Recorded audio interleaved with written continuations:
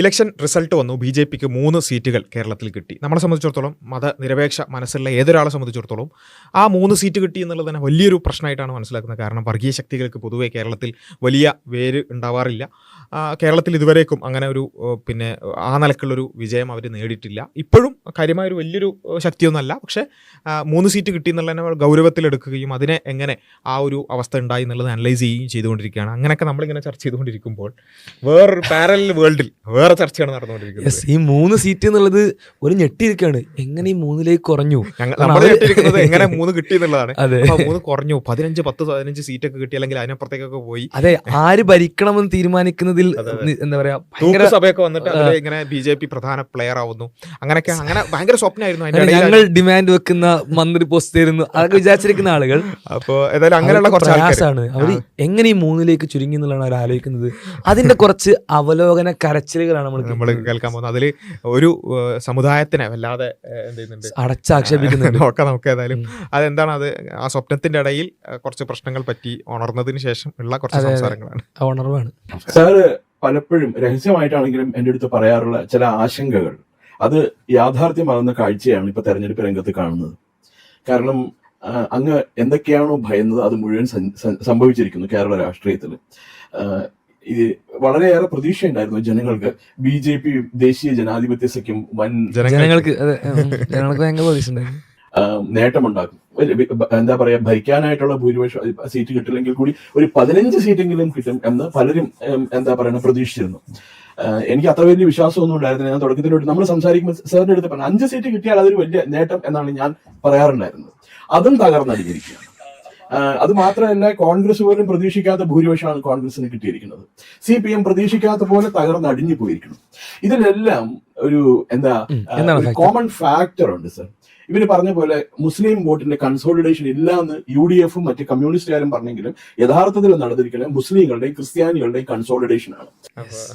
Muslim Christian consolidation ആണ് പ്രധാന പ്രശ്നം എന്നുള്ളതാണ് ഒന്നാമത്തെ കണ്ടെത്തൽ. അല്ലെങ്കിൽ അതാണ് മുസ്ലിം ക്രിസ്ത്യൻ കൺസോളിഡേഷൻ എന്ത് ചെയ്തിട്ടുണ്ട്, UDF അനുകൂലമായിട്ട് വന്നിട്ടുണ്ട്. ഇതാണ് ഈ വലിയ വിജയത്തിന് കാരണം. 5 പോലും കിട്ടിയില്ല. അത് കിട്ടാതിരിക്കാനുള്ള 15 വരെയൊക്കെ എത്തേണ്ടതായിരുന്നു. യഥാർത്ഥത്തിൽ എന്താ ഉണ്ടായിരിക്കണെന്ന് വെച്ചാൽ, കേരളത്തിലെ ക്രിസ്ത്യാനികൾ ബി.ജെ.പിയുടെ കൂടെ നിൽക്കുകയും അവരുടെ കൂടെ നിന്ന് അവരുടെ ഔദാര്യം പറ്റി എല്ലാം നേടുകയും ചെയ്ത് ബി.ജെ.പിനെ കൊണ്ട് കുഴി ചാടിച്ചു എന്ന് വേണം പറയാനായിട്ട്. അതാണ്. അപ്പൊ ക്രിസ്ത്യാനികളാണ് മുസ്ലിങ്ങൾ ഇപ്പൊ നമ്മളൊക്കെ രണ്ടാം പ്രതികളാണ്. ക്രിസ്ത്യാനികളാണ് ഒന്നാം പ്രതികൾ. പിന്നെ ബി.ജെ.പിനെ കൂടെ വന്നിട്ട് കുഴി ചാടിച്ചു. കൂടെ നിന്ന് എല്ലാ സൗകര്യങ്ങളും പറ്റി എല്ലാ കാര്യങ്ങളും നേടിയിട്ട് ഇതാണ് വരാൻ പോകുന്നത്. എത്രയോ മുമ്പ് ഈ ക്രിസ്ത്യൻ സമുദായത്തിൽ വലിയ വിഭാഗം ആളുകൾ ആന്റി ബി.ജെ.പി ആണ്, ആന്റി സംഘാണ്, അല്ലെങ്കിൽ മതനിരപേക്ഷതക്കൊപ്പം നിൽക്കുന്ന ആളുകളാണ്. പക്ഷെ ചെറിയൊരു വിഭാഗം അതിലേക്ക് പോകുമ്പോൾ നിരന്തരം വാണിംഗ് കൊടുത്തിരുന്നു, നിങ്ങൾ നല്ലതിലേക്കല്ല പോകുന്നത്. അവസാനം വരാൻ പോകുന്ന കാര്യങ്ങൾ എന്തൊക്കെയാണെന്ന് നമ്മൾ പറഞ്ഞില്ലേ, ആ കാര്യങ്ങളുടെ പ്രാക്ടിക്കൽ വശങ്ങളാണ് ഇപ്പം കാണാൻ പോകുന്നത്.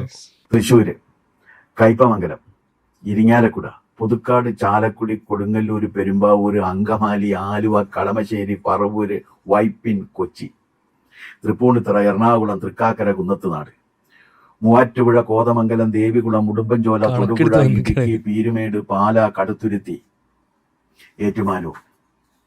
ഞാൻ ഈ വായിച്ച നിയോജക മണ്ഡലങ്ങളെല്ലാം തന്നെ കോട്ടയം, പുതുപ്പള്ളി, ചങ്ങനാശ്ശേരി, കാഞ്ഞിരപ്പള്ളി, പൂഞ്ഞാർ. ഞാൻ ഈ വായിച്ച നിയോജക മണ്ഡലങ്ങളെല്ലാം തന്നെ ക്രിസ്ത്യൻ മെജോറിറ്റി ഉള്ള സ്ഥലങ്ങളാണ്. ഈ സ്ഥലങ്ങളിലൊക്കെ UDF ലീഡ് ചെയ്യുന്നു എന്നുള്ളതാണ് പ്രശ്നം. അഥവാ ഇത് ക്രിസ്ത്യൻ സ്വാധീനമുള്ള ക്രിസ്ത്യൻസിന് എന്തെങ്കിലുമൊക്കെ റോളുള്ള സ്ഥലങ്ങളെല്ലാം എന്ത് ചെയ്യുന്നു, UDF ലീഡ് ചെയ്യുന്നു. അതാണ് ബി.ജെ.പിയെ തേച്ചു. പ്രതീക്ഷിച്ചിരുന്നു. സംഭവം എന്താ വെച്ചാല്, ബി.ജെ.പി വിചാരിച്ചത് ക്രിസ്ത്യൻസ് ഞങ്ങളുടെ കൂടെയാണ്, ഞങ്ങൾക്ക് വോട്ട് ചെയ്യും എന്ന് വിചാരിച്ചു. എന്നിട്ടാണ് ഈ ലിസ്റ്റൊക്കെ ഉണ്ടാക്കിയത്. ഈ ലിസ്റ്റൊക്കെ ഇതൊക്കെ വെച്ചിട്ടായിരിക്കും ചിലപ്പോൾ 15ഉം 20ഉം ചിലപ്പോൾ ഭരണം പിടിക്കുന്നൊക്കെ വിചാരിച്ചത്. അപ്പോൾ ഏതായാലും അങ്ങനെ എല്ലാ ക്രിസ്ത്യൻസും ഞങ്ങൾക്ക് ചെയ്യുമെന്ന് വിചാരിച്ച് ഇപ്പം നോക്കുമ്പോൾ ആരും ചെയ്തില്ല. അതാണ് സംഭവിച്ചത് എന്നുള്ളതാണ് അതിലൊരു അനാലിസിസ്. ബാക്കി കരച്ചൽ. അപ്പോൾ ഒരു കോമൺ ഫാക്ടർ അതിനകത്ത് വർക്ക് ചെയ്യുന്നത്, എവിടെയൊക്കെ ക്രിസ്ത്യൻ സ്വാധീനം വരുന്നുണ്ടോ ആ ക്രിസ്ത്യൻ സ്വാധീനം വരുന്ന മേഖലകളിലെല്ലാം UDF ലീഡ് ചെയ്യുന്നു എന്ന വസ്തുതയാണ് വരുന്നത്. ഇതിന്റെ ഫലം എന്താണെന്ന് വെച്ച് കഴിഞ്ഞാൽ, ക്രിസ്ത്യൻ മുസ്ലിം ഏകീകരണം ഉണ്ടായി. ആ ഏകീകരണം UDF അനുകൂലമായിരുന്നു. അതൊരു ഇടങ്ങറാണ്. മുസ്ലിങ്ങളും ക്രിസ്ത്യൻസും ഒപ്പാവുന്നു. എന്തിനാ ഞങ്ങൾ ഒപ്പാകുന്നത്? എന്തിനാ അങ്ങനെ ഒരു ഏകീകരണം സംഭവിക്കുന്നത്? നിങ്ങൾ വേറെ നിൽക്കണ്ടേ? മുസ്ലിംസിനെതിരല്ലേ ക്രിസ്ത്യൻസ് നിൽക്കേണ്ടത്? അങ്ങനെ നിന്നിട്ട് മുസ്ലിംസിനെ അതല്ലേ ഞങ്ങളിവിടെ ചെയ്തത്. ഞങ്ങളുടെ പിന്നെ രാഷ്ട്രീയ ലക്ഷ്യം നേടേണ്ടത് വിഭജിച്ചിട്ടാണ്. പക്ഷെ ഞങ്ങൾ അതിന് നിന്നില്ല. നമുക്ക് നിങ്ങൾ മുസ്ലിംസും ക്രിസ്ത്യൻസും ഒപ്പം നിന്ന് അത് വലിയൊരു ചതിയായി പോയി. അങ്ങനെ നിൽക്കുന്നത് എന്താണ് അത് പറയാം. അപ്പോൾ സംഭവിച്ചിരിക്കുന്ന കാര്യം എന്ന് പറഞ്ഞു കഴിഞ്ഞാൽ UDFന്റെ വോട്ട് സ്ട്രെങ്ത്, അതിന്റെ ട്രഡീഷണൽ വോട്ട് ബേസ് ആയ മൈനോറിറ്റികൾ ഈ പ്രാവശ്യം ഒരുമിച്ച് നിന്ന് UDFനെ വിജയിപ്പിച്ചു എന്നുള്ളതാണ്. ഒരുതരം മൈനോറിറ്റി കമ്മ്യൂണലിസത്തിന്റെ വിജയമാണ് നമുക്കിവിടെ കാണാൻ. കമ്മ്യൂണലിസം, വർഗീയവാദം, മൈനോറിറ്റി കമ്മ്യൂണിറ്റി എന്താ ചെയ്താൽ അവര് ക്രിസ്ത്യൻസും മുസ്ലിംസും ഒപ്പം നിന്നിട്ട് എന്ത് ചെയ്തു? അപ്പുറത്തൊരു തീവ്രവാദ സംഘം ഉണ്ടായിരുന്നു, അല്ലെങ്കിൽ ഒരു വർഗീയ ശക്തി ഉണ്ടായിരുന്നു, അവർക്കെതിരൊപ്പം നിന്നു. അത് നിങ്ങൾ കാണിച്ച കമ്മ്യൂണലിസമാണ്, മൈനോറിറ്റി കമ്മ്യൂണലിസമാണ്. കമ്മ്യൂണിസ്റ്റ് പാർട്ടികളോട് ഒരു ആഭിമുഖ്യമില്ല. പക്ഷേ ഈ കമ്മ്യൂണിസ്റ്റ് പാർട്ടികളുടെ കുഴപ്പം എന്താണെന്ന് വെച്ചാൽ അവർ പിന്നെയും അവരുടെ പുറകെ ന്യൂനപക്ഷ പ്രീണനത്തിന്റെ പുറകിൽ നടന്ന് നാണം കിടുകയാണ്. അതുപോട്ടെ, അത് BJPക്കും പറ്റി എന്നുള്ളതാണ്. അല്ല, അങ്ങനെയല്ല. BJPയുടെ പ്രശ്നം എന്താണെന്ന് വെച്ചാൽ സാർ ഒരു കാര്യം മറന്നുപോയി. ഈ പള്ളിയിലെ പാതിരിമാര് പല കള്ളന്മാരാണ്. എന്തിനാ പറയുന്നത്? ആലോചിച്ചോക്കെ, പള്ളിയിലെ പാതിരിമാർ എന്ന് വെച്ചാൽ ഒരു വലിയൊരു ഏതെങ്കിലും ആളുകളെ കുറിച്ചല്ല പറയുന്നത്, ഒരു വലിയ വിഭാഗം പുരോഹിതന്മാരെ കുറിച്ച് പറയുകയാണ്. അവർ പരക്കള്ളന്മാരാണ്. എന്താ ഇവിടെ സംഭവിച്ചത്? BJPക്ക് വോട്ട് ചെയ്തില്ല. അപ്പോൾ ഇവിടെ ശരിക്കും മനസ്സിലാക്കേണ്ട ഒരു കാര്യമാണ് ഞാനിത് സംസാരിക്കുന്നത്. BJPയെ പിന്നെ സപ്പോർട്ട് ചെയ്ത കുറച്ച്, ഞാൻ പറയും വളരെ കുറച്ച് ക്രൈസ്തവരായ ആളുകൾ, ഈ ക്രിസംഖികൾ എന്നൊക്കെ പറഞ്ഞിട്ടുള്ള ആളുകളുടെ ഒരു ഈ കാസ തീവ്രവാദികളുടെയൊക്കെ ഒരു വലയിൽ പെട്ടുപോയ വളരെ കുറച്ച് ആളുകൾ, അവർ വിചാരിച്ച് ശരിക്കും ആത്മാർത്ഥമായി വിചാരിച്ചത് BJP ഞങ്ങൾക്ക് വേണ്ടി, ഞങ്ങളുടെ ഉന്നമനത്തിന് വേണ്ടി, ക്രൈസ്തവതയ്ക്ക് വേണ്ടിയൊക്കെയാണ് നിലനിൽക്കുന്നത് എന്ന് വളരെ ആത്മാർത്ഥമായി വിശ്വസിച്ച പാവങ്ങളുണ്ട്. അവർ കേൾക്കേണ്ടതാണ് ഇവരുടെ മനസ്സിൽ എന്തായിരുന്നു എന്നുള്ളത് ഇവരിപ്പോൾ പറഞ്ഞുകൊണ്ടിരിക്കുകയാണ്. അത് വോട്ട് കിട്ടിയിട്ടില്ലെങ്കിൽ, വോട്ട് കിട്ടാൻ വേണ്ടി അവർ എന്തൊക്കെ ചെയ്തു, അത് കിട്ടിയിട്ടില്ലെങ്കിൽ അവിടെയുള്ള സാധനങ്ങൾ പുറത്തേക്ക് വന്നു. പാതിരിമാർ കള്ളന്മാരാണ്. അപ്പോൾ ഞാൻ ചോദിക്കട്ടെ, ഓക്കെ, ഈ പ്രാവശ്യം എങ്ങാനും ഈ പറഞ്ഞ BJPക്ക് അനുകൂലമായി ക്രൈസ്തവർ വോട്ട് ചെയ്തിരുന്നെങ്കിൽ പറയില്ല, ഇത് അവിടെ കിടക്കുന്നുണ്ടാവും, ഒന്നും പറയില്ല. ഇവരുടെ ഉള്ളിൽ ഇതുണ്ട്, പക്ഷെ ഇത് പറയൂല. കാരണം എന്താ? അവര് ഞങ്ങൾക്ക് വോട്ട് ചെയ്തല്ലോ. അപ്പോൾ തൽക്കാലം വോട്ട് കിട്ടാൻ വേണ്ടി ഈ രൂപത്തിലൊക്കെ ഇങ്ങനെ പറയാം. എന്നിട്ട് BJP ഒന്ന് വളർന്ന് ഒരു അധികാരത്തിൽ എത്തുന്നത് വരെയൊക്കെ ഈ സാധനം ഉള്ളിൽ വെക്കുക. എന്ന് വെച്ചാൽ ഇവരുടെ ഉള്ളിൽ എന്താ ഉള്ളത്? ക്രൈസ്തവർ അല്ലെങ്കിൽ ക്രൈസ്തവ പാതിരിമാർ കള്ളന്മാരാണ്. പക്ഷേ ഇപ്പം വോട്ട് കിട്ടാൻ അതിപ്പോൾ തൽക്കാലം വെക്കുക. ഇത് ഞാൻ പറയുന്നത് ഈ നീലക്കുറുക്കൻ പിന്നെ അതിൻ്റെ തനി സ്വരൂപം കാണിച്ച ഒരു സംഭവം ഉണ്ടല്ലോ, അതേ കാര്യമാണിത്. അതായത് ഇത്രയും കാലം ഈ കുറുക്കൻ ഇങ്ങനെ കുറച്ച് ചായയൊക്കെ പൂശി ക്രിസ്ത്യാനികളുടെ ഇടയിലൊക്കെ ഞങ്ങളും നിങ്ങളൊക്കെ ഒരേപോലൊക്കെ തന്നെയാണ്, നമ്മളുടെ രണ്ടുപേരുടെയും ശത്രുക്കൾ മുസ്ലിങ്ങളാണ് എന്നൊക്കെ പറഞ്ഞുകൊണ്ട് കുറേ വർഗീയതയൊക്കെ ഉണ്ടാക്കി. പക്ഷേ ക്രൈസ്തവരെ സംബന്ധിച്ചിടത്തോളം അവർ കുറച്ചും കൂടി നന്നായി ആലോചിച്ചു. പിന്നെ ഈ BJP എന്താണ്, ഫാസിസ്റ്റുകൾ എന്താണ് എന്നുള്ളത് കൃത്യമായി മനസ്സിലാക്കി, നോർത്തിലൊക്കെ സംഭവിക്കുന്നത് എന്താണ് എന്നുള്ളത് കൃത്യമായി അനലൈസ് ചെയ്തു. ഈ BJPയുടെ അടിസ്ഥാനം, അതിൻ്റെ ജെനറ്റിക്സ് എന്ന് പറയുന്നത് ഈ ക്രൈസ്തവ മുസ്ലിം കമ്മ്യൂണിസ്റ്റ് വിരുദ്ധതയിലാണ് എന്ന് മനസ്സിലാക്കിക്കൊണ്ട് ക്രൈസ്തവർ കൃത്യമായ സ്റ്റാൻഡ് സ്വീകരിച്ചപ്പോൾ, അത് തന്നെ എല്ലാവരും സ്വീകരിച്ചിട്ടുണ്ടാവില്ല, ഒരു N മാസമായിട്ട് അങ്ങനെ ഒരു തീരുമാനത്തിലേക്ക് എത്തിയപ്പോൾ ഇപ്പോൾ എന്ത് ചെയ്യാണ്? കൃത്യമായി തനി സ്വരൂപം പുറത്തു വരിക. ഈ ബിഷപ്പും കർദിനാളും ഒക്കെ ഉണ്ടല്ലോ, ദുഷ്ടകൂട്ടങ്ങളാണ്. അവർ ഹിന്ദുക്കളെ നശിപ്പിക്കാനും സനാതന ധർമ്മത്തെ നശിപ്പിക്കുക എന്നുള്ളതാണ് അവരുടെ പ്രധാന അജണ്ട. അവർ അതിനുവേണ്ടി BJPനെ എന്താ പറയുക, സുഹൃത്താണെന്ന് നടിച്ചുകൊണ്ട് തേൻ പുരട്ടിയ കത്തി വെച്ചിട്ട് കഴുത്തറത്തുകൊണ്ടിരിക്കുകയാണ് അവർ. അതാണ് അവർ ചെയ്തിരിക്കുന്നത്. അങ്ങനെയോട് എനിക്ക് ഇങ്ങനെ പറയേണ്ടി വന്ന ഒരു വിഷമമുണ്ട്. കാരണം ഇത്തവണ ഈ BJP നേതൃത്വത്തിലുള്ള എല്ലാവരോടും ഞാൻ ചോദിക്കുമ്പോൾ പറയണം, അതൊക്കെ പണ്ടായിരുന്നു. പള്ളിയിലും മദ്രസയിലും ഒക്കെ പോയി പറഞ്ഞ് അവർ വോട്ട് ചെയ്യണ കാര്യമൊക്കെ മറന്നുപോയി. ആ കാലമൊക്കെ കഴിഞ്ഞു. ആലോചിച്ച് വെക്കണം, ആ മനുഷ്യന്റെ കുമാർ എന്നിട്ടാണ് അയാളുടെ പേര്. അദ്ദേഹത്തിന് ഫ്രസ്ട്രേഷൻ ആലോചിച്ചൊക്കെ എത്രത്തോളം ദേഷ്യത്തിലാണ് പറയുന്നത്, തെറി പറയുന്നത് പോലെ. കഴുത്തറക്കാണ് ഇവർ, കള്ളക്കൂട്ടങ്ങളാണ് ഇവർ, ആ തരത്തിൽ അജണ്ടകൾ വെച്ച് പെരുമാറുന്ന ആളുകളാണ്, സനാതന ധർമ്മത്തിനെതിരെ പ്രവർത്തിക്കുന്ന ആളുകളാണ്. അഥവാ പ്യുവർലി എങ്ങനെയാണ് ഒരു മുസ്ലിംക്കെതിരെ വർഗീയത പറയുന്നത്, എങ്ങനെയാണ് മുസ്ലിങ്ങളെ മാറ്റി നിർത്തുന്നത്? സെയിം വേവ് ലെങ്ത്തിലാണ് നിങ്ങളെയും കാണുന്നത്. ഈവൻ ഇൻ കേരള പലപ്പോഴും പല ആളുകളും വിചാരിച്ചിട്ടുണ്ടായിരുന്നു നോർത്ത് ഇന്ത്യയിൽ അവിടുത്തെ ക്രിസ്ത്യൻസിന്റെ പ്രവർത്തനങ്ങൾ അങ്ങനെ പോലും വ്യാഖ്യാനിച്ച ആളുകൾ കേട്ടോ. വളരെ സങ്കടമാണ്. മാത്രമാണ് പ്രശ്നം, മതം മാറ്റുന്ന ആളുകൾ മാത്രമാണ് പ്രശ്നം എന്നൊക്കെ വിചാരിച്ച് അത് പറഞ്ഞ ആളുകളുണ്ട്. ആര് ഇവരുടെ അതേ രീതിയിൽ വിശ്വാസം കൊണ്ടു നടക്കുന്ന, ബൈബിളിൽ പ്രമാണമായിട്ട് കാണുന്ന ക്രൈസ്തവരായിട്ടുള്ള ആളുകൾ മനസ്സിലാക്കുന്ന പോലെ യേശു ക്രിസ്തുവിനെ വിമോചന നായകനായിട്ട് കാണുന്ന ആ മനുഷ്യരിൽ ചില ആളുകൾ പീഡിപ്പിക്കപ്പെടുമ്പോൾ ഇവിടെ കേരളത്തിൽ ഈ BJPക്കാരുടെ ചില എന്തൊക്കെയോ തരത്തിലുള്ള ഉപകാരങ്ങൾ കിട്ടിയത് കൊണ്ട് മാത്രം ആ പീഡിപ്പിക്കപ്പെടുന്ന ക്രൈസ്തവർ അവർ ചെയ്തതായിരിക്കും തെറ്റ്, അവരായിരിക്കും തെറ്റുകാർ, ഇവരങ്ങനെ എല്ലാവർക്കും ചെയ്യുന്ന ആളുകളൊന്നുമല്ല, ഞങ്ങളോട് കണ്ടില്ലേ കേരളത്തിൽ ഇത്ര നന്നായിട്ടല്ലേ പെരുമാറുന്നത് എന്ന് വിചാരിച്ചിരുന്ന ആളുകളുണ്ടെങ്കിൽ കേട്ടോളൂ, നിങ്ങളെ പറ്റി കേരളത്തിലുള്ള ആളുകളുടെ ധാരണ ഇതാണ്: നിങ്ങൾ വഞ്ചകന്മാരാണ്, ചതിയന്മാരാണ്, നിങ്ങൾ കഴുത്തറുക്കുന്ന ആളുകളാണ്, നിങ്ങൾ സനാതന ധർമ്മത്തിനെതിരെ പ്രവർത്തിക്കുന്ന ആളുകളാണ്, നിങ്ങൾ ഇവിടെ ഈ തരത്തിലുള്ള ഇവരുടെ പാർട്ടിയെ തകർക്കാൻ വേണ്ടി പ്രവർത്തിക്കുന്ന ആളുകളാണ് എന്നതാണ് അവരുടെ പെർസെപ്ഷൻ, അവരുടെ പ്രചരണം. മറ്റേ മൂവാറ്റുപുഴയുള്ള ലീഡ് നോക്കി അറിയാൻ പാടില്ലേ അതെങ്ങനെ സംഭവിച്ചു എന്നുള്ള കാര്യം നോക്കേണ്ടതാണ്. അവരുടെ സ്വാഭാവിക രാഷ്ട്രീയ കക്ഷിയായിട്ട് കണ്ടിരിക്കുന്നത്, കേരളത്തിലെ ക്രിസ്ത്യാനികൾ കണ്ടിരിക്കുന്നത് ഇപ്പോഴും കോൺഗ്രസിനെയാണ്. അതെന്താ കാര്യം എന്ന് വെച്ച് കഴിഞ്ഞാൽ, കോൺഗ്രസ് ഭരിച്ചുകൊണ്ടിരുന്ന കാലത്ത് കേരളത്തിലെ ക്രൈസ്തവർക്ക് ലഭിച്ചിരുന്ന അധികാരവും അംഗീകാരവും പദവികളും നിങ്ങളൊന്ന് ആലോചിച്ച് നോക്ക്. എത്രയാണ് ലഭിച്ചിരുന്നത്? കോൺഗ്രസ് വന്നു കഴിഞ്ഞാൽ കരുണാകരന് ശേഷം കോൺഗ്രസ് വന്ന മുഖ്യമന്ത്രി ആരായിരിക്കും? ക്രിസ്ത്യൻ ആയിരിക്കും. അല്ലേ? കേന്ദ്രമന്ത്രിമാരായിരിക്കും ക്രിസ്ത്യൻസ് ആയിരിക്കും. ഏറ്റവും പ്രോമിനന്റ് പൊസിഷനിലെത്തിയ കേന്ദ്രമന്ത്രിമാരെല്ലാം ആരായിരുന്നു? ഇത് എന്തോ ഒരു വലിയ അപരാധം പോലെയാണ് പറയുന്നത്. അതായത് നമ്മൾ ആലോചിച്ച് നോക്കുക, ക്രൈസ്തവർ എന്ന് പറഞ്ഞാൽ ഇവിടെയുള്ള വലിയൊരു വിഭാഗം ജനങ്ങളാണ് അല്ലേ, ഒരു പിന്നെ വലിയൊരു ശതമാനം വരുന്ന ഒരു ജനവിഭാഗമാണ്. ഏറ്റവും പ്രധാനപ്പെട്ട 3 കമ്മ്യൂണിറ്റികളാണ്. അതിൽ മൂന്നാമത് വരുന്നത് ക്രിസ്ത്യൻസ് ആണ്. ആ ക്രിസ്ത്യൻസിൽ ഒരു മുഖ്യമന്ത്രി ഉണ്ടായാൽ എന്താ പ്രശ്നം? ആ ക്രിസ്ത്യൻസിൽ നിന്ന് മന്ത്രിമാരുണ്ടായാൽ എന്താ പ്രശ്നം? കേന്ദ്രമന്ത്രിമാരുണ്ടായാൽ എന്താ പ്രശ്നം? അല്ലെങ്കിൽ MP മാരുണ്ടായാൽ എന്താ പ്രശ്നം? അതിലെന്താണ് വിഷയം? ഇവിടെ പിന്നെ ഓരോ ജാതി തിരിച്ചു നോക്കുകയാണെന്നുണ്ടെങ്കിൽ നായർ കമ്മ്യൂണിറ്റി എന്ന് പറയുന്നത് ഒരു പക്ഷേ ക്രൈസ്തവരെക്കാൾ താഴെ വരുന്നൊരു വളരെ താഴെ വരുന്ന ഒരു പെർസെൻറ്റേജ് വരുന്ന ഒരു കമ്മ്യൂണിറ്റിയാണ് നായർ കമ്മ്യൂണിറ്റി. ആ നായർ കമ്മ്യൂണിറ്റിയാണ് ഏറ്റവും കൂടുതൽ മുഖ്യമന്ത്രിമാരും മന്ത്രിമാരും MP മാരും MLA മാരും എല്ലാം ഉള്ളത്. അതായത് നായർ കമ്മ്യൂണിറ്റിനേക്കാൾ അധികമുള്ള മുസ്ലിങ്ങൾ, നായർ കമ്മ്യൂണിറ്റിയേക്കാൾ അധികമുള്ള ക്രൈസ്തവർ, നായർ കമ്മ്യൂണിറ്റിനേക്കാൾ അധികമുള്ള ഈഴവർ, ഇവർക്കെല്ലാം കിട്ടുന്നതിനേക്കാൾ എത്രയോ അധികമാണ് അവർക്ക് ലഭിച്ചുകൊണ്ടിരിക്കുന്നത്. അതെല്ലാം ഇടത് വലത് 2 മുന്നണികൾ വന്നാലും ഈ പറഞ്ഞ കുറച്ച് ഇടതുപക്ഷം വന്നാൽ കുറച്ചും കൂടി ഈഴവ പിന്നെ കമ്മ്യൂണിറ്റിക്ക് കുറച്ച് പ്രാധാന്യം ഉണ്ടാവുന്നുണ്ട്. അല്ലാത്തതിൽ ഇപ്പൊ UDF വരുമ്പോൾ നായർ കമ്മ്യൂണിറ്റി അങ്ങനെ ആ രൂപത്തിൽ വരുന്നുണ്ട്. അപ്പോൾ നമ്മൾ ആരും എവിടെയെങ്കിലും ഈ നായർ കമ്മ്യൂണിറ്റിക്ക് എന്ത് ചെയ്യുന്നു, പിന്നെ മുഖ്യമന്ത്രി കിട്ടുന്നു, ആ നായർ കമ്മ്യൂണിറ്റിക്ക് എന്താ മുഖ്യമന്ത്രി കിട്ടിയാൽ അതൊരു പ്രശ്നമാണെന്നല്ല പറയുന്നത്, നമ്മളത് പ്രശ്നമാണെന്നല്ല പറയുന്നത്. പക്ഷെ അവിടെ പ്രശ്നം ഉന്നയിക്കാതിരിക്കുകയും അത് ക്രൈസ്തവർക്ക് കിട്ടുമ്പോൾ പ്രശ്നമായിരിക്കും, മുസ്ലിം കിട്ടുന്ന സാഹചര്യമേ ഇല്ല. അത് വേറെ മുസ്ലിങ്ങളെ ഇത് വെച്ചാലേ ഈ നായർ കമ്മ്യൂണിറ്റി എന്ന് പറയുന്നത് നേരത്തെ പറഞ്ഞ ക്രൈസ്തവരെക്കാൾ പെർസെൻറ്റേജ് കുറവുള്ള കമ്മ്യൂണിറ്റിക്കാണ് കൂടുതലുള്ളത്.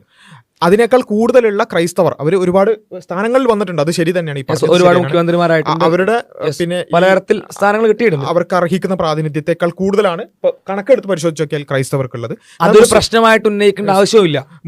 മുസ്ലിങ്ങളുടെ വിഷയത്തിലേക്ക് വരികയാണെന്നുണ്ടെങ്കിൽ അവർക്ക് ഉള്ള പെർസെന്റേജിന് അത്ര പോലും എന്തില്ല, പ്രാതിനിധ്യം ഇല്ല. ഈവൻ ഇപ്പോൾ ജസ്റ്റ് ഒന്ന് മുഖ്യമന്ത്രിമാരുടെ പേര് മാത്രം എടുത്ത് നോക്കിയാൽ എങ്ങനെയാണ് കേരളത്തിൽ 25%-ലധികമുള്ള മുസ്ലിം കമ്മ്യൂണിറ്റി എങ്ങനെയാണ് പരിഗണിക്കപ്പെടുന്നത്? ജസ്റ്റ് ഒന്ന് നമ്മുടെ സംസ്ഥാനത്തിലെ തൊട്ട് മുമ്പ് ഇപ്പോൾ കഴിഞ്ഞു പോയ മന്ത്രിസഭ എടുത്ത് നോക്കിയാൽ 20-ൽ ഒരു 6-7 വേണ്ടിടത്ത് 2-2.5 മന്ത്രിമാരേ ഉള്ളൂ മുസ്ലിം കമ്മ്യൂണിറ്റിക്ക്. കണക്കെടുത്ത് നോക്കിയാൽ മുസ്ലിം കമ്മ്യൂണിറ്റിയെ ഭയങ്കരമായിട്ട് പരിഗണിക്കാതിരിക്കുന്ന നമുക്ക് കാണാൻ കഴിയും, കൺസിഡർ തീരെ ചെയ്യാതിരിക്കുന്നത് കാണാൻ കഴിയും. അവിടെ നിന്ന് ഒരാൾക്കും പരാതിയില്ല, അല്ലെങ്കിൽ എന്താ പറയുക, അങ്ങനെ പരാതി ഉന്നയിക്കുമ്പോൾ പോലും അത് തീവ്രവാദമായിട്ടോ അങ്ങനെയൊക്കെ വ്യാഖ്യാനിക്കുന്ന ഒരു അവസ്ഥയാണ്. അർഹമായത് പോലും കിട്ടാത്തപ്പോൾ അനർഹമായത് വരുന്നു. അപ്പോൾ ഏതായാലും ഈ പറഞ്ഞ കാര്യത്തിൽ ഇവർ വലിയ കാര്യം പോലെ പറയുന്നത്, അപ്പോൾ ശരിക്കും നിങ്ങളുടെ ഈ സംഘപരിവാർ വിചാരിക്കുന്നത് എന്താ, ഇവിടെയുള്ള ഏതെങ്കിലും ഈ ഉന്നത ജാതിക്കാർ മാത്രമാണ് മന്ത്രിയാവേണ്ടതെന്നാണോ? ക്രൈസ്തവർ മന്ത്രിയായാൽ എന്താണ് പ്രശ്നം? അതിവിടെ പറയേണ്ടതുണ്ട്. മുഖ്യമന്ത്രിയാവാൻ പറ്റൂലേ? ആർക്കാ പിന്നെ മുഖ്യമന്ത്രിയാകാൻ പറ്റുമോ? നമ്മുടെ പണ്ടത്തെ ആ ജാതി വ്യവസ്ഥയിലേക്കൊക്കെ പോയിട്ട് ഉന്നത ജാതിക്കാർ മാത്രം ഇങ്ങനെ മുഖ്യമന്ത്രിക്കാവും, അങ്ങനെയാണോ എന്നുള്ളത് അവർ പറയേണ്ടത്. പുതിയ എന്തെങ്കിലും വ്യാഖ്യാനങ്ങൾ വരുന്നുണ്ടെങ്കിലും ഓക്കെ. അപ്പോൾ കോൺഗ്രസിന്റെ ഭരണകാലം എന്ന് പറഞ്ഞാല് ക്രിസ്ത്യാനികളെ സംബന്ധിച്ചിടത്തോളം അവർക്ക് ഏറ്റവും കൂടുതൽ അധികാരവും പദവിയും ധനവും ഒക്കെ കിട്ടിയ കാലമാണ്. അവർക്ക് യഥേഷ്ടം വിദേശത്ത് നിന്നുള്ള ഫണ്ട് വരവും ആ ഫണ്ട് വരവും അവർക്ക് ഇഷ്ടപ്പെട്ട രീതിയിൽ ഉപയോഗിക്കാനും അവസരം ഒരുക്കി കൊടുത്ത കാലമാണ്. അപ്പൊ അവര് സ്വാഭാവികമായിട്ടും ആ പാർട്ടിയുടെ കൂടെ നിൽക്കുന്നതിൽ അവരെ തെറ്റു പറയാൻ പറ്റില്ല എന്നാണ് ഞാൻ പറയുക. അല്ല, അവർ കുറ്റം പറയാന്നല്ലേ, വിദേശ ഫണ്ട് അവർ ഉപയോഗിച്ചോട്ടെ, അവർ ആതുര ശുശ്രൂഷ രംഗത്തും വിദ്യാഭ്യാസ രംഗത്തും ഉപയോഗിക്കണമെന്ന് പറഞ്ഞുകൊണ്ടാണ് ഫണ്ട് വരുത്തുന്നത്. എന്നിട്ട് അത് ആ പൈസ കൊണ്ടുപോയി മാവോയിസ്റ്റുകൾക്ക് കൊടുക്കുകയും ആ മാവോയിസ്റ്റുകളെ കൊണ്ട് സുപ്പാരി, ആളെ കൊല്ലിക്കാനായിട്ടുള്ള ഒരു കോൺട്രാക്ടിന് വില സുപ്പാരി ഇടപാട് വഴി ഹിന്ദു സന്യാസിമാരെ വധിക്കുന്ന ഇടപാടും അത് അവർ നിർത്തണം. അത് അവർ നിർത്തണം എന്ന് പറഞ്ഞാൽ അത് ഉണ്ട് എന്നുള്ളൊരു സംശയം മൂപ്പർക്കില്ല. അഥവാ എന്ത് ചെയ്യുന്നു, സന്യാസിമാരെ വധിക്കുന്നുണ്ട് മനസ്സിലാക്കണം. ഇവർ മനസ്സുകൊണ്ട് നടക്കണം നിങ്ങൾ സന്യാസിമാരെ വധിക്കുന്ന ആളുകളാണ്. ഈ വിഷയങ്ങളുടെ മെറിറ്റിലേക്കോ ഇതിന് തെളിവുകളിലേക്കോ, തെളിവുണ്ടെങ്കിലും ഒക്കെ നടപടി എടുക്കട്ടെ, നമുക്ക് അതിനൊന്നും എതിർപ്പൊന്നുമില്ല. തെളിവുണ്ടെങ്കിൽ അന്വേഷിച്ച് കണ്ടുപിടിച്ച തെളിവിൽ കോടതിയിലെത്തട്ടെ. പക്ഷെ ഒന്ന് ആലോചിക്കും, ഒരു തെളിവില്ലാത്ത അല്ലെങ്കിൽ അത്തരത്തിൽ നിയമപരമായിട്ട് ഉന്നയിക്കപ്പെടാത്തൊരു കാര്യത്തിൽ എന്ത് ചെയ്യാണ്, ആരോപണങ്ങൾ ഉന്നയിച്ചുകൊണ്ടേ ഇരിക്കുകയാണ്. ഫണ്ടിനെ പറ്റിയിട്ടുള്ള ആരോപണങ്ങളുണ്ട്, അതേപോലെ തന്നെ ഇത്തരം പ്രവർത്തനങ്ങളെ പറ്റിയിട്ടുള്ള ആരോപണങ്ങളുണ്ട്, കൊലപാതക ആരോപണങ്ങളുണ്ട്. ഇതെല്ലാം മനസ്സിൽ കൊണ്ടു നടക്കുന്ന ആളുകളാണ് നിങ്ങളുമായിട്ട് സഖ്യത്തിലേക്ക് എത്താൻ എത്തിയെന്ന് മനസ്സിലാക്കണം. പ്രൊഫസർ എം കൃഷ്ണൻ നായർ അദ്ദേഹത്തിന്റെ സാഹിത്യ വാരഫലത്തിൽ ഒരിക്കൽ ഒരു കോളം എഴുതിയിരുന്നു. അദ്ദേഹം മധ്യപ്രദേശിലെ ഒരു ഗ്രാമത്തിൽ പോയിരുന്നു, അഖിലേന്ത്യാ പര്യടനത്തിന് പോയ സമയത്തൊക്കെ അവിടെ ഒരു ഗ്രാമത്തിൽ പോയി കുറെ ദിവസം താമസിച്ചു. അദ്ദേഹം പറയുകയാണ്, ആ ഗ്രാമത്തിലെ പാതിരി ഒരു മലയാളിയായിരുന്നു. അപ്പോൾ അദ്ദേഹം ആ ഗ്രാമത്തിലെ കുട്ടികൾക്കൊക്കെ ഈ പാതിരിയുടെ ചായയാണ്. അയ്യോ, എന്തിനൊക്കെ പറയുന്നത്? എന്താ പറഞ്ഞപ്പോ ഇപ്രാവശ്യം വോട്ട് ചെയ്തില്ല, ക്രിസ്ത്യൻസ് BJPക്ക് വോട്ട് ചെയ്തില്ല, അപ്പം വരുന്ന വിഷമാണിതൊക്കെ.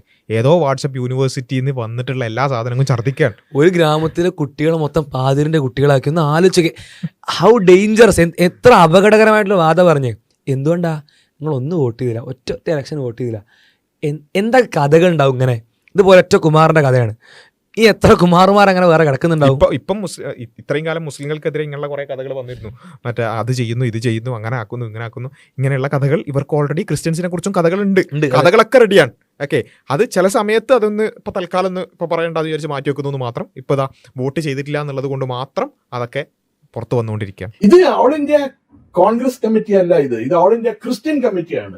CWC കോൺഗ്രസ് വർക്കിംഗ് കമ്മിറ്റി അല്ല, ക്രിസ്ത്യൻ വർക്കിംഗ് കമ്മിറ്റിയാണ്, അല്ലെങ്കിൽ കർദിനാൾസ് വർക്കിംഗ് കമ്മിറ്റി എന്ന് വേണേൽ പറയണം. അല്ല, അങ്ങനെ ഒരു ആക്ഷേപം നേരത്തെ ഉണ്ട്. ഇത് AICCനെയും CWCനെയൊക്കെ എടുക്കുന്നത് അവർക്ക് ക്രിസ്ത്യൻ കമ്മിറ്റികളാണ്. അഥവാ അത് അത്രത്തോളം എന്താ പറയുക, തെറി പറയുന്നത് പോലെ പറയാണ് കോൺഗ്രസ്സുകാർ മൊത്തം ക്രിസ്ത്യൻസ് ആണ്, അല്ലെങ്കിൽ ക്രിസ്ത്യൻസ് മൊത്തം കോൺഗ്രസിന് വേണ്ടിയാണ് പ്രവർത്തിക്കുന്നത്, ഞങ്ങൾക്കൊരു നന്ദിയും കാണിക്കുന്നില്ല ഇവർ എന്നാണ് പറയാതെ പറഞ്ഞു വെക്കുന്നത്. ഡൊമിനേഷൻ ഉണ്ടായിരുന്ന കോൺഗ്രസിന് അവർ ക്രിസ്ത്യാനികൾ, കേരളത്തിലെ ക്രിസ്ത്യാനികൾ അവരുടെ സ്വാഭാവിക രാഷ്ട്രീയ കക്ഷിയായിട്ട് കരുതിയാൽ അവർ തെറ്റ് പറയാൻ പറ്റില്ല. ഓക്കെ, പിന്നെ വേറൊരു കാര്യമുണ്ട് സാർ, ഈ പാതിരി മക്കൾക്കും ബിഷപ്പുമാർക്കും കർദിനാൾമാർക്കും പിന്നെ ബാക്കി ആ കൂട്ടത്തിലുള്ള എല്ലാ അലവരാദികൾക്കും ഹിന്ദുക്കളോട് ഭയങ്കര വെറുപ്പാണ്, ഹിന്ദുക്കളോട് ഭയങ്കര ദേഷ്യമാണ്. നരേന്ദ്രമോദിയെ തോൽപ്പിക്കണമെന്ന് പറഞ്ഞുകൊണ്ട് ഗുജറാത്തിലെ ആർച്ച് ബിഷപ്പോ കർണാടകത്തിലെ ഒരു ബിഷപ്പോ അതുപോലെ സ്റ്റേറ്റ്മെന്റ് ഇറക്കി.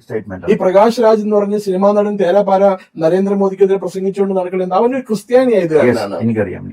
എന്ത് അലവലാദികൾ എന്തൊക്കെയാ പറയുന്നത്? പ്രകാശ് രാജ് ക്രിസ്ത്യാനി ആയതുകൊണ്ടാണ് BJP എതിർക്കുന്നത്. ഇത് ഒരു കാര്യമുള്ളതെന്ന് വെച്ചാൽ, അല്ല, ഞാൻ അതിന്റെ മറിച്ചാണ് ചോദിക്കുന്നത്. ക്രിസ്ത്യാനികളെ സംബന്ധിച്ചോളം അവർക്ക് ഏറ്റവും കൂടുതൽ ഗുണം കിട്ടുന്നത് ഈ കോൺഗ്രസ് അധികാരത്തിൽ വരുമ്പോഴാണ്, UDF അധികാരത്തിൽ വരുമ്പോഴാണ്. UDF കേരളം ഭരിച്ച ധനകാര്യം അവരുടെ ഭാഗത്ത്, വിദ്യാഭ്യാസം അവരുടെ ഭാഗത്ത്, ഇൻഡസ്ട്രി അവരുടെ ഭാഗത്ത്, പിന്നെ ഇങ്ങനെ മേജർ വകുപ്പുകൾ അവരല്ലേ കൈകാര്യം ചെയ്യുന്നത്. അപ്പൊ ഏറ്റവും കൂടുതൽ അധികാരം കൈയാളാൻ കിട്ടുന്നത് കോൺഗ്രസ് ആണ്. അതുകൊണ്ട് അവർ കോൺഗ്രസിന്റെ കൂടെ നിൽക്കുന്നു എന്നാണ് അവരുടെ.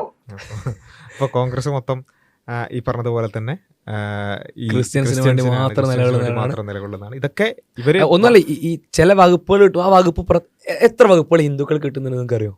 അല്ലെങ്കിൽ അങ്ങനത്തെ ഒരു കണക്ക് കയ്യിലുണ്ടോ? അങ്ങനത്തെ കണക്ക് ഒരിക്കലും നോക്കരുത്. ഹൈന്ദവർക്ക് കിട്ടുന്നത് നോർമലാണ്, ഓക്കെ, അത് അല്ലെങ്കിൽ നായന്മാർക്ക് കിട്ടുന്നത് നോർമലാണ്, അല്ലെങ്കിൽ ഉന്നത ജാതികൾ അത് നോർമൽ, ഏത് വകുപ്പ് അവർക്ക് എടുക്കാമല്ലോ. പക്ഷെ ക്രൈസ്തവരോ മുസ്ലിങ്ങളോ വ്യവസായ വകുപ്പെടുത്താൽ വ്യവസായം അവർക്ക് കിട്ടുന്നു, അല്ലെങ്കിൽ വേറെ ഏതെങ്കിലും വകുപ്പെടുത്താൽ അത് അവർക്ക് കിട്ടുന്നു. അപ്പോൾ അത് കേരളത്തെ ഭരിക്കാൻ വേണ്ടിയിട്ടല്ലേ ഈ വകുപ്പ് അവർ കൈകാര്യം ചെയ്യുന്നത്? അത് ക്രിസ്ത്യൻസിന് കൊണ്ടുപോകുന്നതാണോ, മുസ്ലിംസിന് കൊണ്ടുപോകുന്നതാണോ? ഹൈന്ദവർ ഭരിക്കുമ്പോൾ ഹൈന്ദവരുടെ വകുപ്പ് കൈകാര്യം ചെയ്യുമ്പോൾ അതൊക്കെ നോർമൽ, കേരളത്തിന് വേണ്ടി ചെയ്യുന്നത്. മറ്റേ ക്രൈസ്തവരുടെ വകുപ്പ്, മുസ്ലിങ്ങളുടെ വകുപ്പ്, മുസ്ലിങ്ങളുടെ വിദ്യാഭ്യാസം, ക്രൈസ്തവരുടെ വ്യവസായം, അതെങ്ങനെ സംഭവിക്കുന്നത്? അങ്ങനെ വായിക്കാൻ വരുന്നത് എന്തുകൊണ്ടാണ്?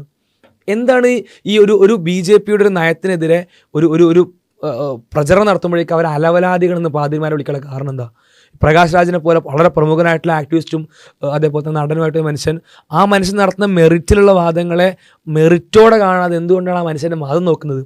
ക്രൈസ്തവനായത് കൊണ്ടാണ് വിമർശിക്കുന്നത് എന്ന് പ്രത്യേകം എടുത്തു പറയുന്നതുകൊണ്ടാണ്. പ്രകാശ് രാജ് മാത്രമല്ല, ഇനിയും ആൾക്കാരുണ്ട്. ഓക്കെ, ഇപ്പൊ തമിഴ്നാട്ടില് ജോസഫ് വിജയ് അയാളെ മുഖ്യമന്ത്രിയാവും, അയാളെ സപ്പോർട്ട് ചെയ്യുമ്പോൾ കോൺഗ്രസ്. തമിഴ്നാട്ടിലെ മറ്റേ ഇന്ത്യ അലയൻസ് തകർന്നു, ജോസഫ് വിജയുടെ കൂടെയാണ് കോൺഗ്രസ് ഭരിക്കാൻ പോണത്. അല്ല, അത് സ്വാഭാവികമായിട്ടും. ഇപ്പൊ ലേറ്റസ്റ്റ് ആയിട്ടുള്ള തമിഴ്നാട്ടിൽ ആദ്യം സ്റ്റാലിൻ വന്നു, ഇപ്പൊ ജോസഫ് വന്നു. ജോസഫ് സ്റ്റാലിൻ ആയിരുന്നു, ഇപ്പൊ ജോസഫ് വിജയ്. അപ്പൊ ജോസഫിന് ശേഷം സ്റ്റാലിന് ശേഷം ജോസഫ്. ഈ അയാളുടെ പേര് ജോസഫ് വിജയ് എന്നാണെന്ന് പറഞ്ഞിട്ട് ഞാൻ ഒരിക്കൽ എഴുതിയതിന്റെ പേരിൽ എന്തോരം തെറി ഞാൻ കേട്ടെന്നറിയോ? ഞാൻ വർഗീയവാദിയാണെന്ന് എനിക്ക് മനസ്സിലാകാത്ത കാര്യം, ഒരുവൻ അവന്റെ മതം എന്തിനാണ് മറച്ചു വെക്കുന്നത്? അതൊരു രഹസ്യ അജണ്ടയാണ്. അല്ല, എന്തിനാണ് ഈ മതം മറച്ചു വെക്കുന്നത്? അപ്പൊ വിജയും സ്റ്റാലിനും ഒക്കെ. അപ്പൊ ഇതില് എന്താ വെച്ചാല്, പിന്നെ ജോസഫ് വിജയ് എന്ന് പ്രത്യേകം അങ്ങനെ ഒരു ക്രിസ്ത്യൻ ആണ് എന്ന് കാണിക്കാൻ വേണ്ടി എഴുതിയതിന്റെ പേരിലാണ് വർഗീയവാദം ആരോപിക്കുന്നത്. അതായത് വിജയ് എന്ന് പറയുന്ന മനുഷ്യനെ ജോസഫ് വിജയ് ആണ്, ഇയാൾ ക്രിസ്ത്യൻ ആണ് കേട്ടോ എന്ന് പ്രത്യേകം എടുത്ത് പറഞ്ഞ് എന്തോ ക്രിസ്ത്യൻ ആണെന്നുള്ളതുകൊണ്ട് എന്തോ അവർക്ക് തെളിയിക്കാനുണ്ട്, അതിനുവേണ്ടി എന്ത് ചെയ്യാണ് എടുത്തു പറയാണ്. അപ്പോൾ അതിനാണ് വിമർശനം കിട്ടിയത്. ലേറ്റർ ഓൺ മൂപ്പർ തന്നെ ഇപ്പോൾ വിജയ്, ഇപ്പോൾ നമുക്കറിയാം തമിഴ്നാട്ടിൽ വിജയ് മുഖ്യമന്ത്രി ആകാൻ പോവുകയാണ്, അല്ലെങ്കിൽ വിജയുടെ പാർട്ടി അധികാരത്തിലേറാൻ പോവുകയാണ്. വിജയ് പ്രചരണത്തിൽ കൊടുത്തിരുന്ന തൻ്റെ പേര് പറഞ്ഞാൽ ജോസഫ് വിജയ് എന്നായിരുന്നു. അതൊരു സ്റ്റേറ്റ്മെൻ്റ് ആണ്. അവിടെ ക്രിസ്ത്യൻ ആണെന്ന് പറഞ്ഞുകൊണ്ടാണ് വിജയ് മത്സരിച്ചത്, വിജയ് മുന്നോട്ട് പോയത്, വിജയ് വിജയിച്ചത്. വിജയ് തമിഴ്നാടിൻ്റെ അധികാരം സ്റ്റാലിൻ്റെ അടുത്തുനിന്ന് DMK എന്ന് പറഞ്ഞ അത്രയും റൂട്ടുള്ളൊരു പാർട്ടിയുടെ അടുത്തുനിന്ന് അധികാരം പിടിച്ചെടുത്തത്.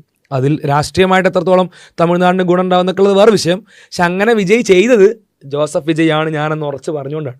അയാളുടെ പേര് സുശീൽ കുമാർ എന്നായിരുന്നു. സുശീൽ കുമാറാണ്, തമിഴനാണ്, നാവികസേന മേധാവിയാണ് എന്നൊക്കെ പറയുമ്പോൾ എനിക്ക് ഈ തമിഴന്മാർക്ക് സുശീൽ കുമാർ എന്നുള്ള പേര് വരുമോ എന്ന് വെച്ചാൽ ഞാൻ കുറെ അന്വേഷിച്ചു, പലരോടും ചോദിച്ചു നോക്കി. പിന്നെയാണ് മനസ്സിലായത് അയാളുടെ പേരെന്തായിരുന്നു അറിയാമോ? സുശീൽ കുമാർ ഐസക്. അതിനാണ് നരേന്ദ്രമോദി പ്രധാനമന്ത്രി ആയി കഴിഞ്ഞ് ഒരാഴ്ച കഴിഞ്ഞപ്പോൾ അയാൾ പറഞ്ഞ് മോദിയുടെ ഭരണത്തിന് കീഴിൽ ഞാനിരിക്കില്ല. അല്ലല്ല, ആ ടോൺ വ്യത്യാസം നോക്ക്. പിന്നീടാണ് മനസ്സിലായത് അയാൾ സുശീൽ കുമാർ ഐസക് ആണ്. അപ്പോൾ എന്തായാലും ഇങ്ങനെയൊക്കെയാണ് ഇവരുടെ, ഇതൊക്കെ കാണിക്കാൻ കാരണം ഇത്രേ ഉള്ളൂ, ഇവരുടെയൊക്കെ ക്രൈസ്തവരോടുള്ള മെൻറ്റാലിറ്റി എന്താണ് എന്നുള്ളത് ഇങ്ങനെയുള്ള സന്ദർഭങ്ങളിലാണ് പുറത്തേക്ക് വരിക. ആ സമയത്തെങ്കിലും കാര്യങ്ങൾ മനസ്സിലാക്കാൻ തയ്യാറാവണം എന്നുള്ളത് മാത്രമാണ് പറയാനുള്ളത്. അവസാനം BJP ഒരു ഉപദേശം കൂടിയുണ്ട്. സാർ, BJPയുടെ വളരെയധികം ഉത്തരവാദിപ്പെട്ട ഒരു ചുമതല വഹിക്കുന്ന വ്യക്തി എന്നുള്ള രീതിയിൽ അങ്ങോട്ട് ഒരു കാര്യം എനിക്ക് പറയാനുണ്ട്. ഇനിയെങ്കിലും BJPയുടെ ടോപ്പ് നേതൃത്വത്തിന്റെ അടുത്ത് പറയണം, ക്രിസ്ത്യാനികളെ വിശ്വസിക്കരുത്, ക്രിസ്ത്യാനികൾക്ക് ഒരു പരിഗണനയും കൊടുക്കരുത്. ഹിന്ദുക്കൾക്ക് BJP എന്ത് പരിഗണന നൽകണം അത് ക്രിസ്ത്യാനികൾക്ക് കൊടുക്കുക, അതിന് ഞങ്ങൾക്ക് യാതൊരു ഒബ്ജക്ഷനും ഇല്ല. പക്ഷേ ഇപ്പൊ ഈ കാണിക്കുന്ന അപ്പീസ്മെന്റ് മുസ്ലിങ്ങൾ, ഇത് ഓൾ ഇന്ത്യ കോൺഗ്രസ് കമ്മിറ്റി ഇപ്പോൾ ശരിക്കും പറഞ്ഞ ഇസ്ലാമിക് കോൺഗ്രസ് എന്നാണ് ഉത്തരേന്ത്യയിൽ അറിയപ്പെടുന്നത്. കോൺഗ്രസ് എന്നാണ്. ഓക്കെ, ഇത് എന്താ പറയണ, ഈ ബിഷപ്പുമാർക്കൊക്കെ നമ്മള് ഓരോ സ്വർണത്തിന്റെ അംശവടിയും കൊടുത്ത് അവന്മാരെ സ്വർണത്തിന്റെ പേടകത്തിൽ അടക്കം ചെയ്താൽ കൂടി അവര് നമുക്ക് BJPക്ക് അനുകൂലമായിട്ട് ഒരു നടപടിയും അവർ സ്വീകരിക്കില്ല. അവർക്ക് എന്നും മറ്റേ റോമാ സാമ്രാജ്യം ഇവിടെ വരുത്തണം എന്നുള്ള ഒറ്റ ആഗ്രഹമാണ്. അപ്പോൾ റോമാരാജ്യം വരുത്തണം എന്നുള്ള ആഗ്രഹമാണ് ക്രൈസ്തവർക്കുള്ളത്. അവർക്ക് ഒന്നും നിങ്ങൾ എക്സ്ട്രാ കൊടുക്കരുത്, അവരെ കൊണ്ടൊരു കാര്യമില്ല, അവരെ കൊണ്ട് നിങ്ങൾക്ക് ഒരു ഉപകാരം കിട്ടൂല, നിങ്ങൾ ജയിപ്പിക്കാൻ അവരെ സഹായിക്കൂല, അവരെ നിങ്ങൾ എന്താ പറയുക സ്വർണം കൊണ്ട് അടക്കം ചെയ്തിട്ടും കാര്യമില്ല, അവർ നിങ്ങളെ സഹായിക്കൂല. ഒന്ന് ആലോചിച്ച് നോക്കണം എന്താണ് ഇവരുടെ മനസ്സിലുള്ള ഹെയ്റ്റ് എന്നുള്ളത്, എത്രത്തോളം ആഴത്തിലൂടെ കിടക്കുന്നത് എന്നുള്ളത്. ഇത് നമ്മൾ പറയുന്നത് വെച്ചാൽ സാമുദായിക സമവാക്യങ്ങളൊക്കെ പലപ്പോഴും അങ്ങോട്ടും ഇങ്ങോട്ടും മാറുക എന്നുള്ളതൊക്കെ വളരെ സ്വാഭാവികമാണ്. ഇപ്പോൾ ക്രൈസ്തവർ UDFന് ചെയ്തവർ CPMന് ചെയ്യുന്നു. ഇപ്പോൾ മുസ്ലിങ്ങൾ വലിയ രൂപത്തിൽ എന്ത് ചെയ്തിട്ടുണ്ട്, CPMന് LDFന് വോട്ട് ചെയ്തൊരു സമയം ഉണ്ടായിരുന്നു. ഇപ്പം LDFന്റെ നയങ്ങളോട് വളരെ വലിയ വിയോജിപ്പുണ്ടായിട്ട് മുസ്ലിങ്ങൾ മാസമായിട്ട് UDFന് ചെയ്തു ഇപ്രാവശ്യം. അങ്ങനെയൊക്കെ മാറ്റം ഉണ്ടാവുക എന്നുള്ളത് വളരെ സ്വാഭാവികമാണ്. പക്ഷെ അതിൻ്റെ പേരിൽ ഇത്രമേൽ വിദ്വേഷവും വെറുപ്പും പറയുക എന്നുള്ളത് അതെന്തുകൊണ്ടാണെന്ന് ചോദിച്ചാൽ ഇവരുടെ ജീനിൽ അതുണ്ട്. ഇവരുടെ ജീൻ എന്ന് വെച്ചാൽ ഈ വ്യക്തികളുടേതല്ല, മറിച്ച് ഈ ആശയത്തിൻ്റെ ജീനിൽ അതുണ്ട്. അത് വളരെ കൃത്യമായി കൊണ്ട് ഞാൻ പറയുന്നത്, പിന്നെ ഈ RSSന്റെ വിചാരധാരയിലടക്കം അവർ പറഞ്ഞ പ്രഖ്യാപിത ലക്ഷ്യം അല്ലെങ്കിൽ പ്രഖ്യാപിതമായ ആശയമാണ്. അതെന്താ? ഭാരതാംബയുടെ കണ്ണിലെ കരടുകൾ 3 എമ്മുകളാണ്. 1 മുസ്ലിങ്ങൾ, 2 മിഷണറിമാർ, 3 മാർക്സിസ്റ്റുകൾ. ഈ 3 എന്ന് വെച്ചാൽ മുസ്ലിം, ക്രൈസ്തവ, കമ്മ്യൂണിസ്റ്റ്, ഈ 3 ആളുകളാണ് ഭാരതാംബയുടെ കണ്ണിലെ കരടുകൾ. ഇത് അവരുടെ അടിസ്ഥാന ആശയമാണ്. ഈ അടിസ്ഥാന ആശയം വെച്ചിട്ടേ അവർ മുന്നോട്ട് പോവുള്ളൂ. അതിൻ്റെ ഇടയിൽ അഡ്ജസ്റ്റ്മെൻറ്റിന് വേണ്ടി, അവരുടെ ആവശ്യത്തിന് വേണ്ടി, അവരുടെ ലക്ഷ്യത്തിന് വേണ്ടി മാത്രമാണ് ആരെങ്കിലും ഇടക്കൊന്ന് കൂട്ടിപ്പിടിക്കാനൊക്കെ ശ്രമിക്കുന്നത്. ചില ആൾക്കാർ ദേശീയ മുസ്ലിം എന്ന് പറഞ്ഞുകൊണ്ട് കൊണ്ടുപോകുന്ന കുറച്ച് ആൾക്കാർ, അല്ലെങ്കിൽ അങ്ങനെയുള്ള കുറച്ച് പരിപാടികളൊക്കെ ഉണ്ടല്ലോ. ഇതൊക്കെ അഡ്ജസ്റ്റ്മെൻറ്റുകൾ മാത്രമാണ്. ഇപ്പം ഈ കേരളത്തിൽ ഏതെങ്കിലും ഒരു സമുദായത്തൊന്നും കൂട്ടിപ്പിടിക്കാതെ പെട്ടെന്നൊന്നും ചെയ്യില്ല അധികാരത്തിലേക്കോ അല്ലെങ്കിൽ കുറച്ചെങ്കിലും ഒരു പ്രാതിനിധ്യത്തിലേക്കോ എത്താൻ പറ്റൂല എന്ന് തിരിച്ചറിഞ്ഞതുകൊണ്ട് മാത്രം അവർ ചെയ്യുന്നതാണ്. പക്ഷെ അത് ചെയ്യുമ്പോഴും അവരുടെ ഉള്ളിൽ ഇതാണുള്ളത്. അത് ഒരൊറ്റ ചെറിയ സമയത്ത് തിരിച്ചടി മതി. ഏതെങ്കിലും ആൾക്കാരല്ല കേട്ടോ, ഇത് BJPയുടെ ഔദ്യോഗിക വക്താവാണ് ഈ സംശയം. അത് അദ്ദേഹം ഇതിന്റെ ഇടയിൽ പറയുന്നുണ്ട്, മുപ്പരും മുരളീധരനുമാണ് എന്തൊക്കെയോ സ്ഥാനങ്ങളൊക്കെ മുൻപ് വഹിച്ചിരുന്നു എന്നുള്ളത്. അദ്ദേഹം എഴുതിയത്, അദ്ദേഹം എന്ന് പറഞ്ഞാൽ പ്രധാനപ്പെട്ട വാരികകളിലൊക്കെ എഴുതുന്ന BJPയുടെ ഒക്കെ മുഖമായിട്ട് കേരളത്തിന് BJP അങ്ങനെ ആയി മാറിയ ഒരാളാണ്. അപ്പോൾ അങ്ങനത്തെ വ്യക്തിയാണ് പറയുന്നത്, അങ്ങനത്തെ വ്യക്തിയാണ് ഇന്റർവ്യൂ ചെയ്യുന്നത്. അപ്പോൾ ഏതായാലും അത് ഇവർ ഔദ്യോഗികമായിട്ടും അല്ലാതെയും ഒക്കെ ഇവർ സംസാരിച്ചു കൊണ്ടിരിക്കുന്ന ഈ കാര്യങ്ങളിലൂടെയെങ്കിലും കാര്യങ്ങൾ മനസ്സിലാക്കുക എന്നുള്ളതാണ്. എന്താണ് ഇവിടെയുള്ള പിന്നെ മതനിരപേക്ഷ, അത് ഹിന്ദു, മുസ്ലിം, ക്രിസ്ത്യൻ എന്നൊന്നുമില്ല, എല്ലാവർക്കും ഒരുമിച്ച് മുന്നോട്ട് പോകാൻ ഇത്തരം വെറുപ്പും വിദ്വേഷവും ഉള്ളിൽ വെച്ച് നടക്കുന്ന ആളുകളെ സംബന്ധിച്ചിടത്തോളം അവർക്ക് ഈ നാടിനെ ഏറ്റവും നല്ല രൂപത്തിൽ മുന്നോട്ട് കൊണ്ടുപോകാൻ പറ്റൂല എന്നുള്ളതും അവരിൽ ഒരു തലക്കുള്ള ഒരു നന്മയുമില്ല എന്നുള്ളത് തിരിച്ചറിയാൻ നമുക്ക് സാധിക്കേണ്ടതുണ്ട് എന്നുള്ളതാണ് ഈ ഒരു സമയത്ത് സൂചിപ്പിക്കാനുള്ളത്. ബാക്കി കാര്യങ്ങൾ നമുക്ക് അടുത്ത വീഡിയോകളിൽ ഡിസ്കസ് ചെയ്യാം.